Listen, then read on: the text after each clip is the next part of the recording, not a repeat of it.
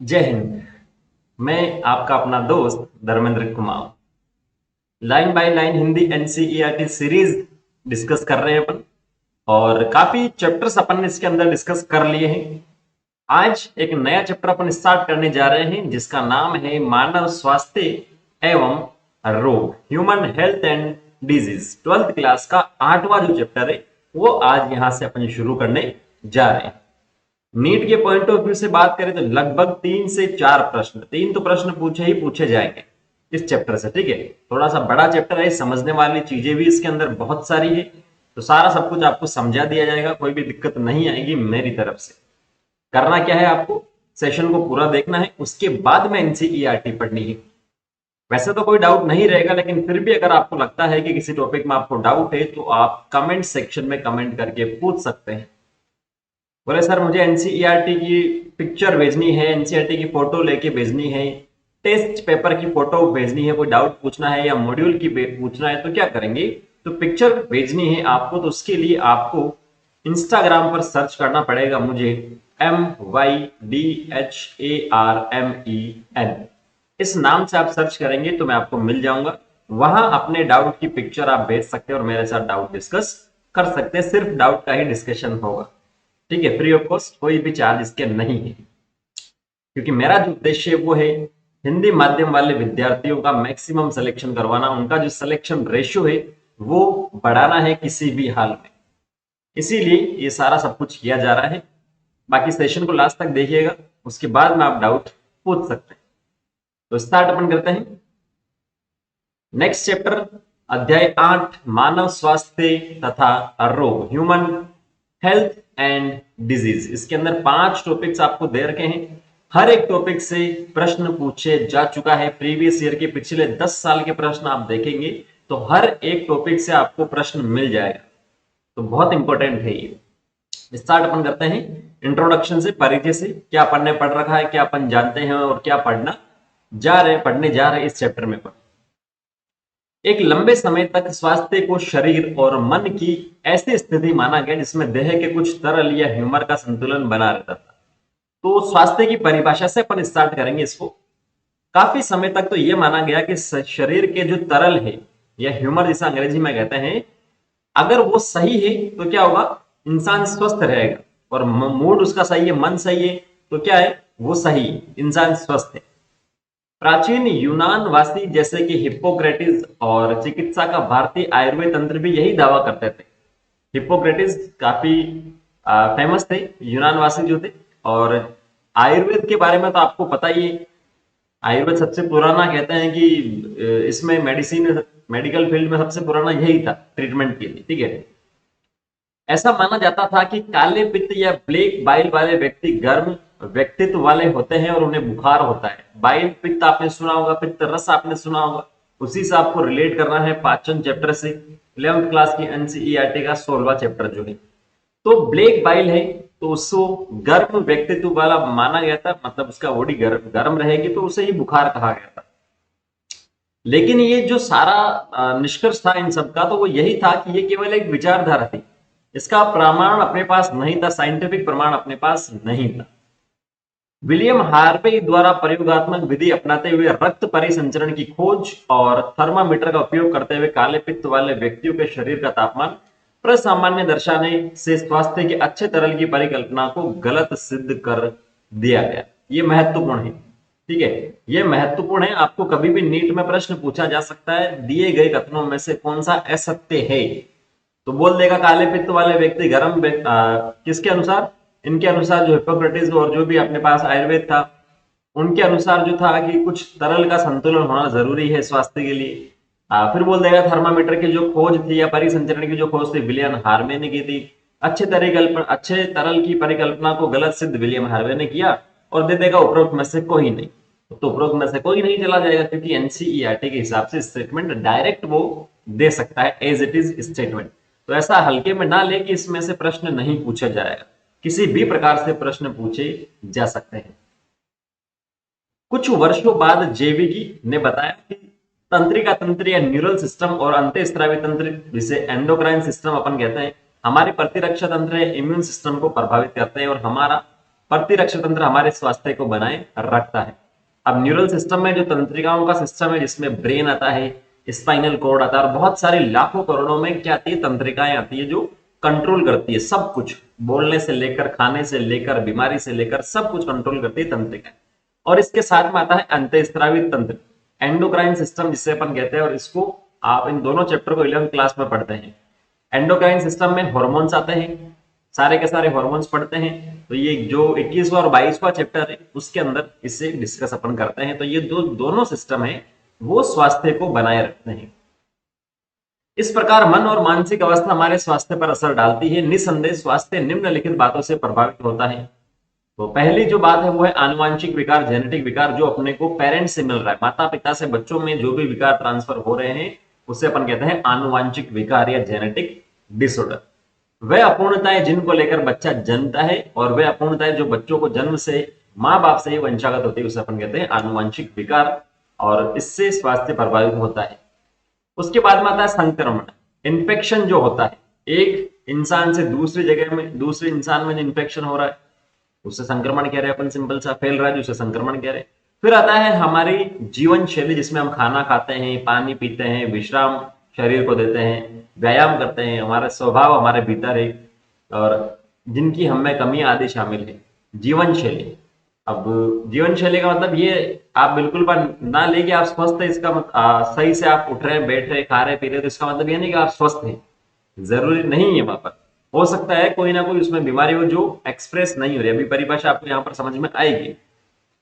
तो जो life style है वो सिंपल सा कि क्या खा रहे हैं, क्या पी रहे हैं, व्यायाम सही से नहीं खा रहे, पानी नहीं पी रहे हैं, या व्यायाम व्यायाम नहीं कर रहे हैं, तो इसकी वजह से भी स्वास्थ्य में दिक्कत हो सकती है। तो हम सब स्वास्थ्य शब्द का प्रयोग धड़ल्ले से करते हैं, इसकी परिभाषा एक्चुअल में क्या है। अब जो परिभाषा आ रही है वो महत्वपूर्ण पूछी गई है।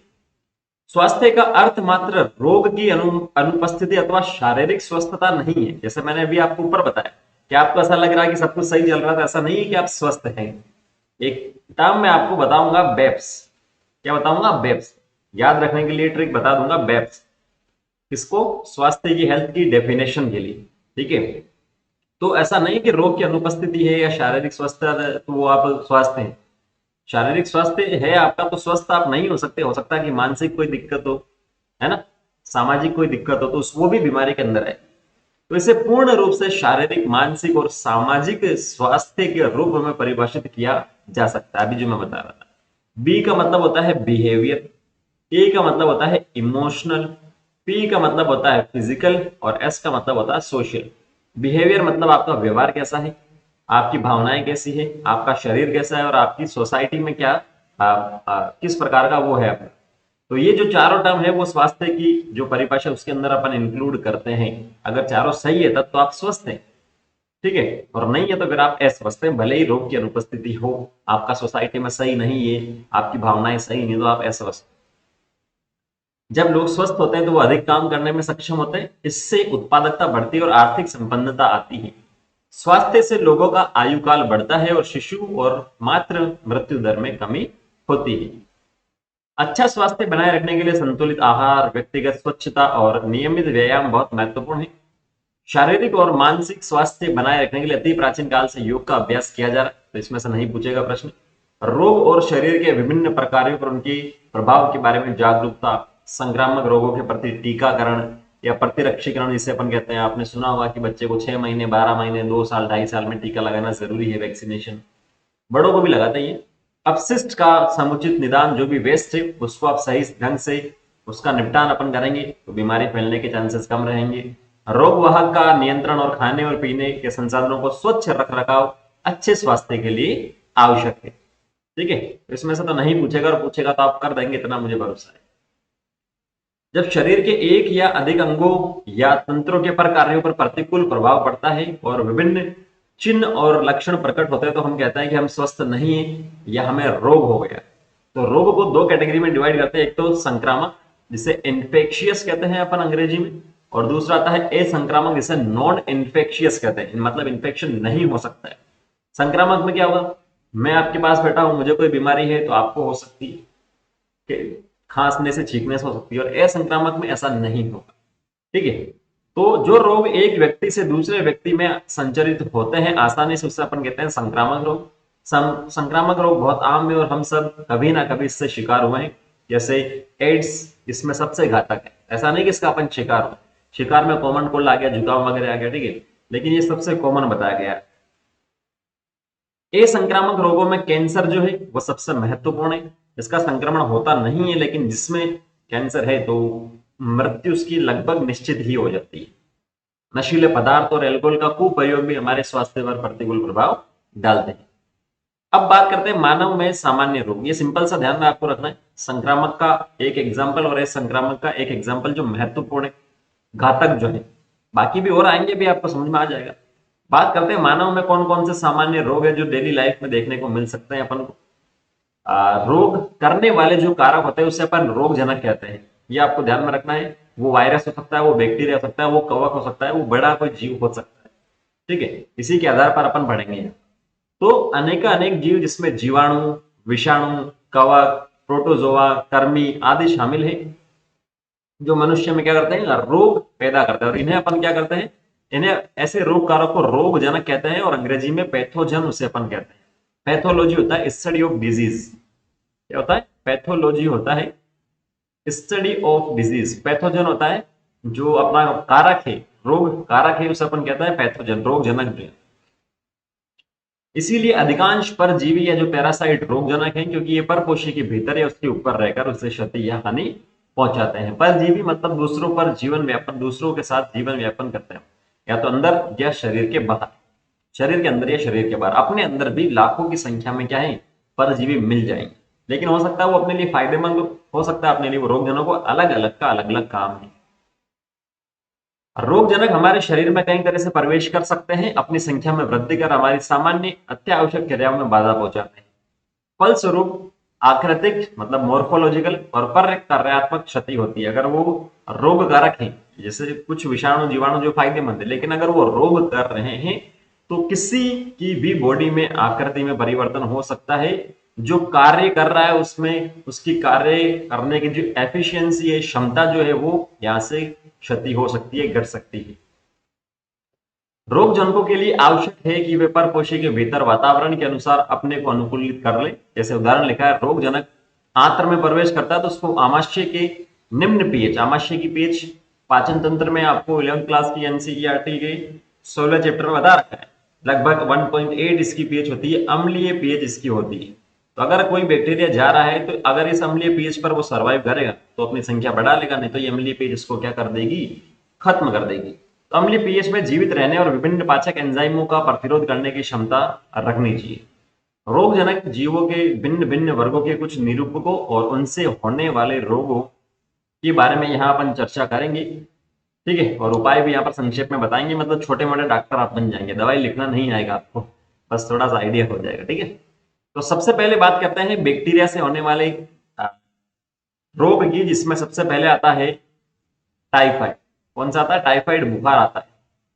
ये प्रश्न यहां से पूछा गया, इस पैराग्राफ में से 2 या 3 बार नीट में प्रश्न पूछा गया, तो अच्छे से आपको देखना है।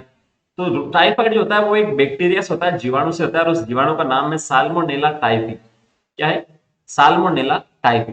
अब कहाँ ये इन्फेक्शन करता है जाके और कहाँ से आता है ये, तो जो भी संदूषित, जो मतलब स्वच्छ नहीं है, कंटेमिनेटेड अंग्रेजी में जैसे कहते हैं, संदूषित जो भोजन और पानी वहां से छोटी आंत में घुस जाता है और फिर वहां से क्या करता है, शरीर के अन्य अंगों में पहुंच जाता है रक्त द्वारा, क्योंकि उसका अवशोषण वहां पर हो जाता है खाद्य पदार्थ के साथ।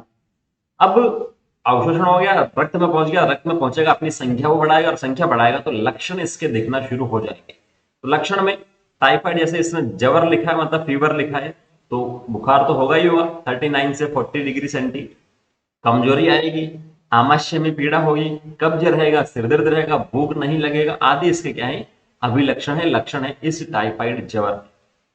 कुछ गंभीर मामलों में क्या करेगा, आंत में परफोरेशन ये कर देगा, छेद कर देगा यहां से, और छेद जब हो जाएगा फिर तो मनुष्य के लिए मुश्किल हो जाएगा जीना, ठीक है। उस केस में मृत्यु भी हो सकती है अगर सही समय पर इलाज नहीं लिया गया। अब इसके परीक्षण की बात करें तो एक टेस्ट, इसका नाम फेमस है, वाइडल टेस्ट। क्या नाम है, विडाल कहते हैं हिंदी में, ये वाइडल टेस्ट, ठीक है। कंफर्मेटरी टेस्ट से इस टेस्ट में अगर पॉजिटिव आता तो वो टाइफाइड, और नहीं आता तो नॉर्मल जो फीवर होता है वो रहता है। आयुर्विज्ञान में एक चिर प्रतिष्ठित मामला भी है मेरी मेलोन का। ये एक लेडी थी जिसका उपनाम था टाइफाइड मेरी, क्योंकि ये बाय प्रोफेशन इसका काम था कि ये खाना बनाती थी, चाहे तो हॉस्टल में चाहे तो मेस में कहीं पर भी। और ये पॉजिटिव थे टाइफाइड से, तो जब इसके खाने के साथ में वो टाइफाइड जो बैक्टीरिया था वो चला जाता था और दूसरों को बीमार कर देता था, टाइफाइड कर देता था। तो यहाँ उल्लेख करना सटीक है इसका। वे पेशे से रसोइया थी और वो खाना बनाती थी और कई वर्षों तक टाइफाइड भाग के रूप में टाइफाइड वो फैलाती रही थी।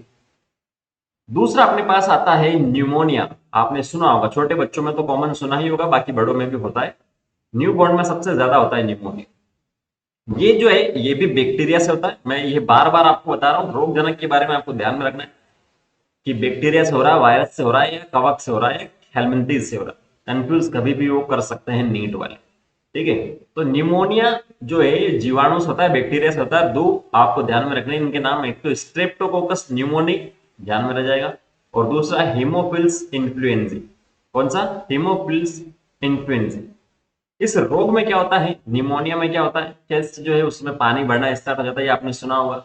लेकिन साइंटिफिकली बात करें तो जो लंग्स है, फेफड़े है, उसमें वायु कोष्ठ क्या होता है, कूपिकाएं होती है।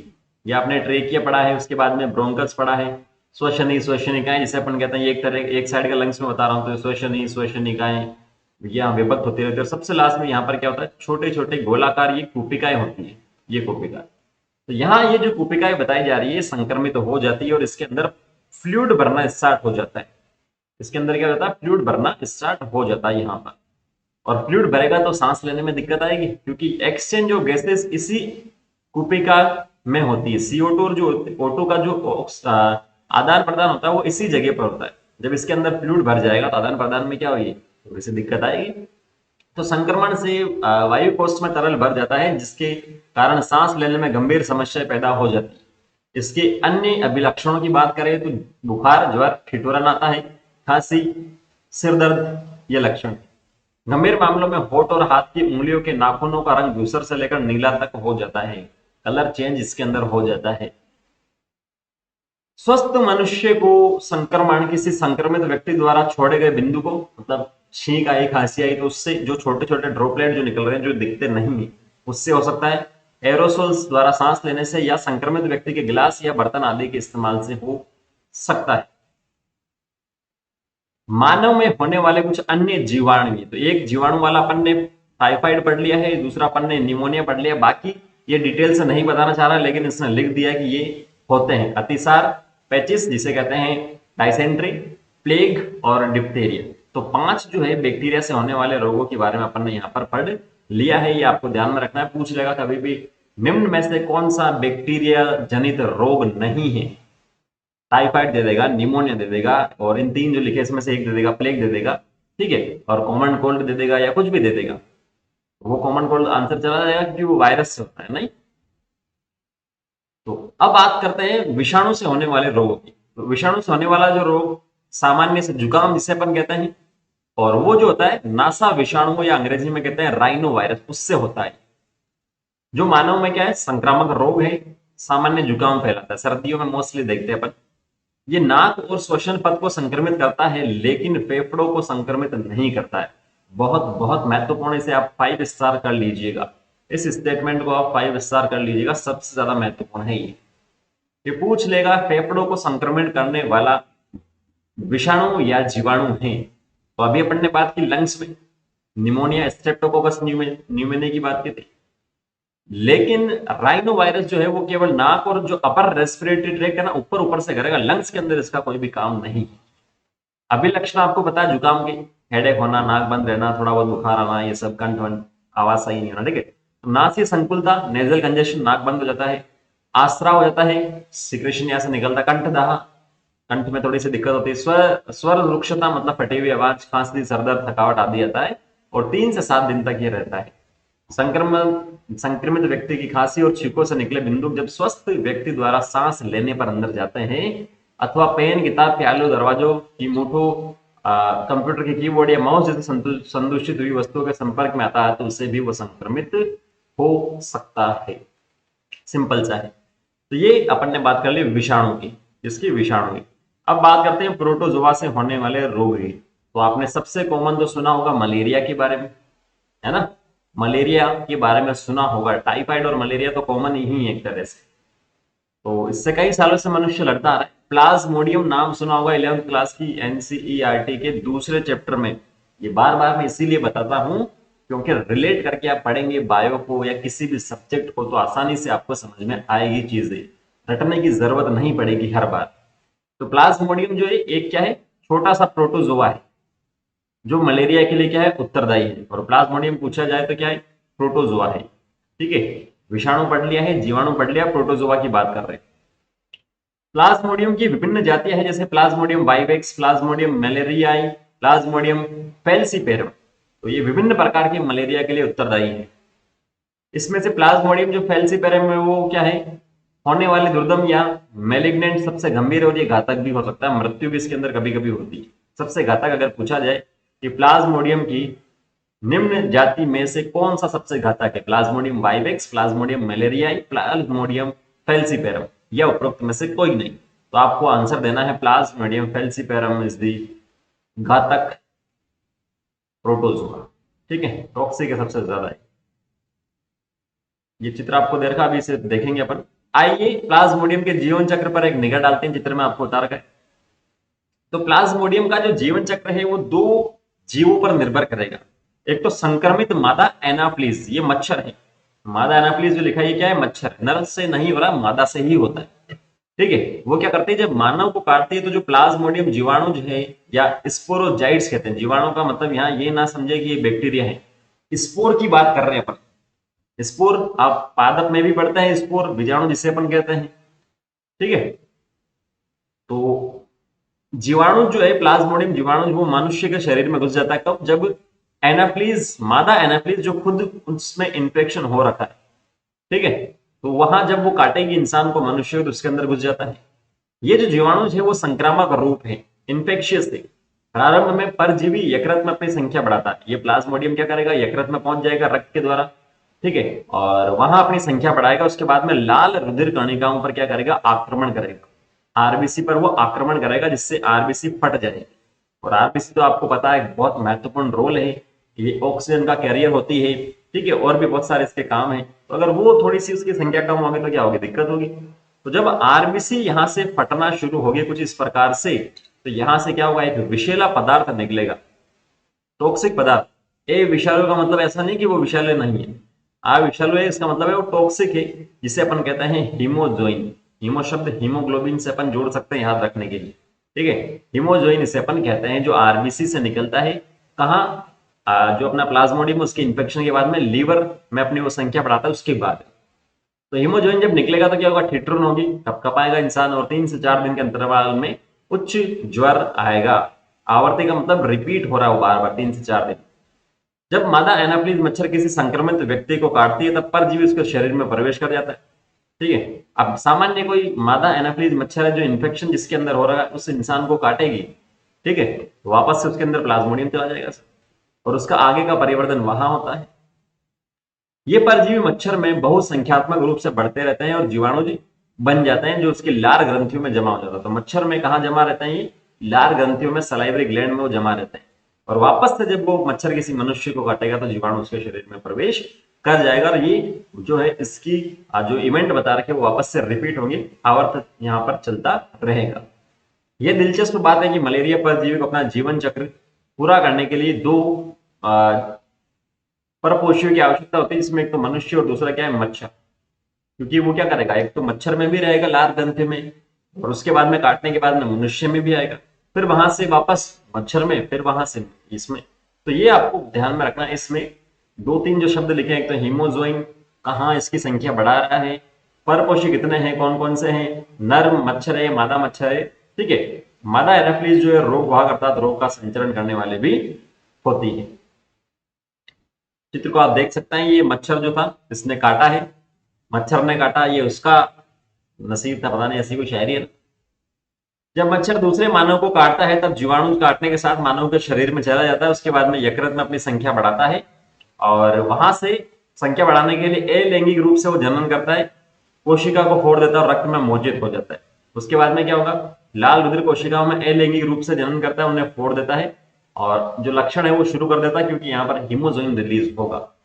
फिर क्या होगा, यहाँ लैंगिक अवस्था है, जो लाल रुधिर कोशिकाओं में परिवर्तन होता है लैंगिक अवस्थाओं का, ये मादा अवतार का है, नर अवतार का, ठीक है। उसके बाद में ये तो इतनी सी जो इवेंट थी वो मानव परपोषी में हो रहा है। उसके बाद में ये मच्छर परपोषी में वापस चला जाएगा, मच्छर जब काटेगा, जो सामान्य मच्छर है वो इसको काट रहा है वापस से, तो मादा मच्छर जो है रक्त में आहार के साथ में युग्मक जनकों को अंदर ले जाती है और वहां निषेचन और परिवर्तन होता है मच्छर के आमाशय में। कहाँ होता है, आमाशय में। थ्योरी में बात नहीं लिखी है। उसके बाद में लार ग्रंथि में जो जीवाणु जो चले जाते हैं, परिपक्व संक्रामक अवस्थाएं आंत्र से निकलकर मच्छर की लार या लाला ग्रंथियों में चले जाते हैं, ठीक है ना। ये आपको ध्यान में रखना, आमाशय होता है, जो चित्र में दे रखा है वो आपको थ्योरी में नहीं दे रखा है। अब उसके बाद में बात करते हैं कि अमीबा, अमीबा जो प्रोटोजोआ है, प्रोटोजोवन से ही अपन पढ़ रहे हैं अभी। अमीबा से नाम आपने सुना होगा, एंट अमीबा हिस्टोलाइटिका सुना होगा, उससे होने वाले रोग की। तो मानव की बड़ी आंत में पाए जाने वाला एंट अमीबा हिस्टोलिटिका नामक प्रोटोजोआ है, जो अमीबदा या अमीबियसिस या अमीबी अतिसार करता है। तीनों नाम आपको ध्यान में रखना, अमीबदा हिंदी में, अमीबी अतिसार हिंदी में और अमीबियसिस अंग्रेजी में। छोटी आंत में आपको क्या मिल रहा था वो ध्यान में रखना, टाइफाइड था या अमीबा आएगा, अमीबता आएगा, छोटी में आएगा या बड़ी में आएगा, ये कंफ्यूज आपको नहीं होना है, ठीक है। अभी से मैंने आपको बता दिया आंत की कहां पर अपन बात कर रहे हैं, क्लियर है ना। तो इसके अभिलक्षणों की अगर अपन बात करें तो इसमें कोष्ठबद्धता, जिसे कब्ज अपन कहते हैं, कॉन्स्टिपेशन अंग्रेजी में कहते हैं, 11th क्लास की एनसीईआरटी के 16वें चैप्टर पाचन में पढ़ते हैं। उधर ये पीड़ा, ऐठन, अत्यधिक श्लेष्म में और रक्त के थक्के वाला मल इस रोग के लक्षण है, ठीक है, क्योंकि बड़ी आंत में ये इंफेक्शन वहां पर कर रहा है। घरेलू मक्खी से रोग की शारीरिक वाहक के, जो छोटी छोटी काली काली मक्खियां दिखती है वो इसका वाहक है। परजीवी को संक्रमित व्यक्ति के मल से खाद्य और खाद्य पदार्थों तक ले जाकर उसे संदूषित करती है। जो परजीवी है जिसका नाम हिस्टोलिटिका, एंट अमीबा हिस्टोलिटिका, उसको क्या करेगा, संक्रमित व्यक्ति का जो मल होगा, बहुत गंदी प्रोसेस नहीं, वहां से खाद्य पदार्थों तक लेके जाएगा और उसको क्या कर देगा, खराब कर देगा। और खराब कर देगा तो उससे तो फिर इंसान खाएगा, क्योंकि इतनी दिखता नहीं, इतनी छोटी चीज जो है खराब हो रही है। वो मल द्वारा संदूषित पेयजल और खाद्य पदार्थ संक्रमण के प्रमुख स्रोत है। अब बात करते हैं अपन कर्मियों की, किसकी, कर्मियों की। तो गोल कर्मी, राउंड वर्म जिसे अपन कहते हैं, 11th क्लास की एनसीईआरटी का 4th चैप्टर एनिमल किंगडम आप पढ़ेंगे, समझ में आएगा आपको गोल कर्मी क्या है। एस्केरिस भी आपको समझ में आएगा, फाइलेरिया कर्मी भी आपको समझ में आएगा और वुचेरिया भी आपको समझ में आएगा। ये जो शब्द लिखे हैं ये आपको 11th की एनसीईआरटी में मिल जाते हैं। तो अगर आप केवल 12th के एग्जाम दे रहे हैं ना भाई सर, तो थोड़ा सा सोचो कि 11th में अपन ने क्या पढ़ा था, नीट की तैयारी नहीं कर रहे हैं तो, क्योंकि इनको रटोगे तो फिर पागल हो जाए। और आप नीट की तैयारी कर रहे हैं तो इनको रटने की जरूरत नहीं, क्योंकि आपको पता है कि ये टर्म कहाँ लिखी और ये कहाँ नहीं लिखी एनसीईआरटी में। ऐसे टिप्स हो जानी चाहिए एनसीईआरटी, इस पेज पे राइट हैंड साइड में, उस पर, ऊपर, नीचे, ये सब आपको आ जाना चाहिए, मतलब एनसीईआरटी क्लियर है आप, ठीक है। तो ये कुछ कर्मी है जो मनुष्य के लिए क्या है, रोगजनक है। आंत्र में मिलने वाला परजीवी एस्केरिस से एस्केरिस्ता या एस्केरिसिस जिसे अपन कहते हैं, एस्केरिस नाम नया नहीं है। इसके अभिलक्षण की बात करें तो आंतरिक रक्त स्त्राव, अंदर ही अंदर ब्लीडिंग होना स्टार्ट हो जाती है। पेशी पीड़ा, मतलब जो मसल्स उसमें पेन होना स्टार्ट हो जाता है। बुखार, ए रक्तदाब और आंत्र का अवरोध इस रोग के लक्षण है। आंत जो है ब्लॉक यहाँ पर हो जाती है, माफ करना। इस परजीवी के जो अंडे हैं वो संक्रमित व्यक्ति के मल के साथ बाहर निकल आते हैं और मिट्टी, जल, पौधों आदि को संदूषित वो करते हैं। स्वस्थ व्यक्ति में संक्रमण संदूषित पानी, शाक, सब्जी और फलों आदि के सेवन से होता है। तो 3 जगह अपन ने पढ़ लिया है कि संदूषित पानी, भोजन या जो फल है उससे बीमारियां होती है। अब तीनों को आपको ध्यान में रखना है, कैसे कैसे हो रहा है। वापस थोड़ी बताऊंगा किस किस के अंदर हो रहा है, पढ़ा है देख लो, लिख लो साइड में, एनसीईआरटी का काम आसान हो जाएगा सर। इनमें हो रहा है जो है संदूषित जल से और भोजन से। अब बात करते हैं फाइलेरी गर्मी की। तो वुचेरिया, वुचेरिया बैंकरोक्टाई और वुचेरिया मेलाई ऐसे फाइलेरिया गर्मी है जिसके कारण अंगों में प्राय अर्धपाद की लसिका वाहिकाएं या लिम्फेटिक वेसल जिसे अपन कहते हैं। वाहिकाएं 3 प्रकार की होती है, एक धमनी और एक शिरा और सबसे लास्ट में होती है लसिका, लिम्फेटिक वेसल जिसे अपन कहते हैं। जिसमें लिम्फ होता है। 11th क्लास की एनसीईआरटी का 18वां चैप्टर पढ़ेंगे, समझ में आएगा लिम्फ क्या है, लिम्फेटिक वेसल क्या है। तो उसमें फ्लूइड ही होता है, एक तरह से लसिका जो है फ्लूइड ही है। उसमें क्या होता है, इंफेक्शन होता है, और धीरे धीरे इंफेक्शन जब होगा तो वो क्या होगा, दीर्घकालिक छोड़ता है। दीर्घकालिक का मतलब लंबे समय तक चलने वाली बीमारी है। तो इंफेक्शन जब वो वहां पर हो जाएगा तो वो बड़ा होना स्टार्ट कर देगा। ठीक है, ये कर्मी इन अंगों में कई वर्षों तक रहते हैं। इसका सामान्य उदाहरण है हाथी पांव या हस्तीपाद या शलीपद या एलिफेंटियासिस। एलिफेंट कहता है ना हाथी को अंग्रेजी में, कंफ्यूज नहीं होना। शलीपाद उसका जो पांव होता है बड़ा होता है, सेम वैसे ही मनुष्य का भी हो जाता है इन वुचेरिया की वजह से। ठीक है, या अथवा फाइलेरिया, फाइलेरिसिस कहलाता है, चित्र में बता रखा है।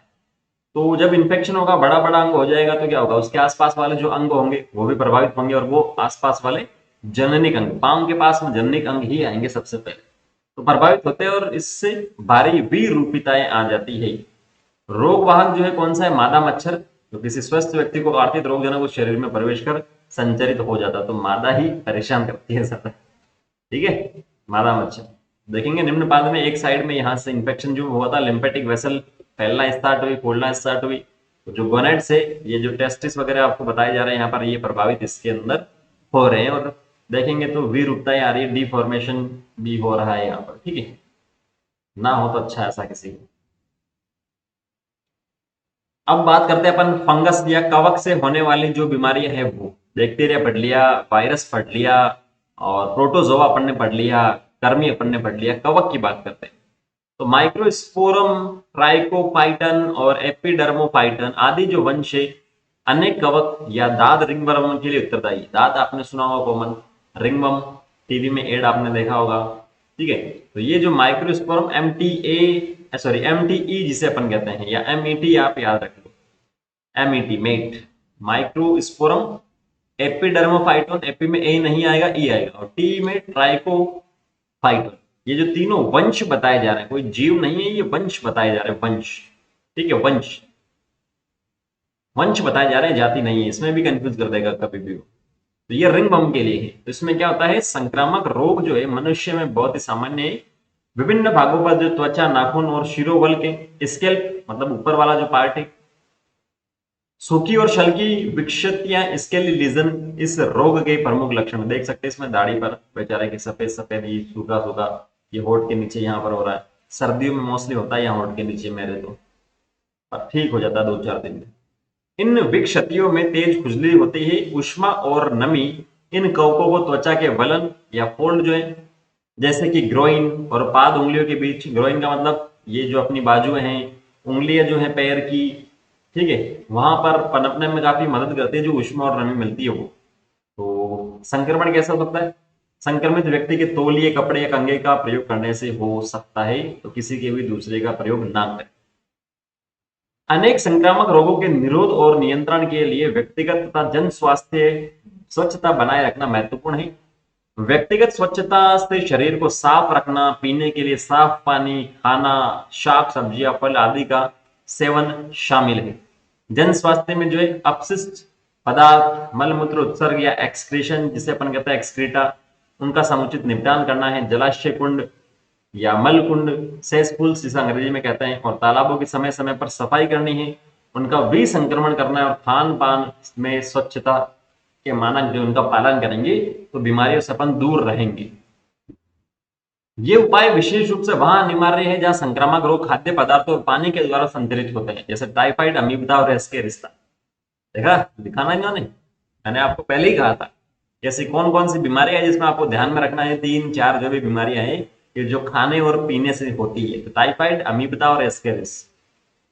निमोनिया और सामान्य जुकाम जो है वो वायु वाहित होते हैं, मतलब आप छींकेंगे तो वायु में जो भी जाएगा, खांसेंगे तो वायु में जो भी जाएगा, तो दूसरे में बीमारी कर देने वाले निमोनिया और सामान्य जुकाम है वो इसके अंदर आएंगे। ठीक है, और इसके बाद में कहाँ गया, यहां तक अपन ने पढ़ लिया। रोगी के मामले में बताए गए उपचारों करना चाहिए अपन को। कीट वाहकों के द्वारा संचारित होने वाले मलेरिया और फाइलेरिया जैसे रोगों के लिए सबसे महत्वपूर्ण उपाय है रोग वाहक और उनके प्रजनन की जगहों पर नियंत्रण करें। जहां वो प्रजनन कर रहे हैं वहां आप रोक लो उनको, तो संख्या ही नहीं बढ़ेगी, और संख्या नहीं बढ़ेगी तो फिर बीमारी कैसे होगी। ठीक है, उन्हें खत्म कर देंगे वहां पर। एक एग्जाम्पल भी यहाँ पर आएगा, बहुत अच्छे से ध्यान में रखना, पूछा गया। ये लक्ष्य आवासीय क्षेत्रों में और उसके आसपास पानी को जमा नहीं होने देना। आपको सुना भी होगा आपने, कूलर में ज्यादा टाइम पानी मत रखो, जहां पर पानी है तो उसमें कुछ स्प्रे कर दो, ठीक है। जैसे शीत यंत्रों कूलर की नियमित सफाई करनी है, मच्छरदानी का प्रयोग करना है, और मच्छरों के जो डिंबक है, जो लार्वा, उसको खाने वाली गंबूजिया जैसी मछली डालने खाइयो जल निकास क्षेत्रों और अनुपो या दलदलों आदि में कीटनाशकों के छिड़काव से हो सकता है। तो ये जो इंपॉर्टेंट है, गंबूजिया मछली, ये क्या करती है, ये जो मच्छर है उसके लार्वा को खाती है, तो उसको पोषण भी मिल जाएगा और लार्वा की संख्या भी कम हो जाएगी जो बीमारी वहां पर कर रहे हैं। ये महत्वपूर्ण है। इसके अलावा दरवाजों और खिड़कियों में जाली लगानी चाहिए जिससे मच्छर अंदर ना घुसे। भारतवर्ष में बहुत से भागों में रोग वाहक वाहित जो है एडिस मच्छर जो डेंगू और चिकनगुनिया फैलाने में आ, ऐसे उपाय और भी महत्वपूर्ण हो जाते हैं जो फैलाते हैं डेंगू और चिकनगुनिया। तो यहां से प्रश्न पूछ सकता है, बाकी तो नहीं पूछेगा। ये ऊपर अपन ने डिस्कस कर लिया, इसने एक तरह से समरी ही बताई है, सारांश बताया है। आगे चलते हैं। जीव विज्ञान में हुई प्रगति से हमें अनेक संक्रामक रोगों से निपटने के लिए कारगर हथियार मिले हैं, जैसे टीका के उपयोग और प्रतिरक्षीकरण कार्यक्रमों से चेचक जैसे जानलेवा रोग को पूरी तरह से उन्मूलन कर दिया गया। तो पूछ सकता है कौन सा, कौन सी बीमारी है या कौन सा जानलेवा रोग है जिसे पूरी तरीके से उन्मूलित किया जा चुका है टीके से या वैक्सीनेशन से, तो वो आएगा चेचक।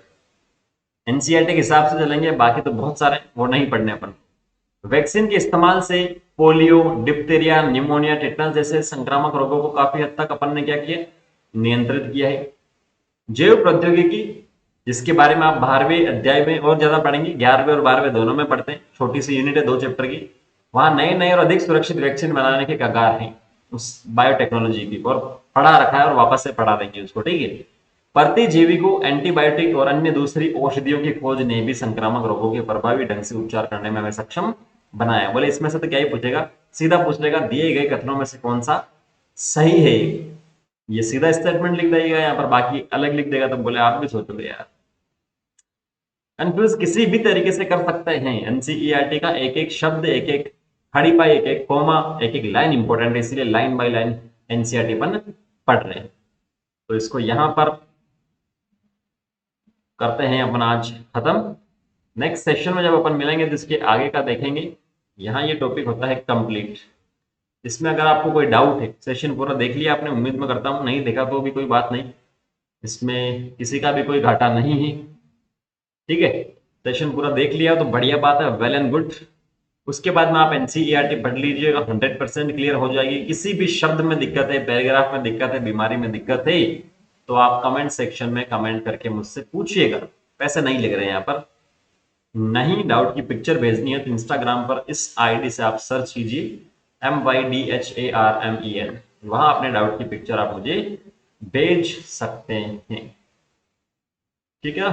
डाउट की पिक्चर आप मुझे वहां पर भेज सकते हैं। तो नेक्स्ट सेशन में नए टॉपिक के साथ में अपन मिलते हैं। अच्छे से पढ़ते रहिए, मस्त रहिए, हंसते रहिए और मुस्कुराते रहिए। Thank you, all the very best, जय हिंद।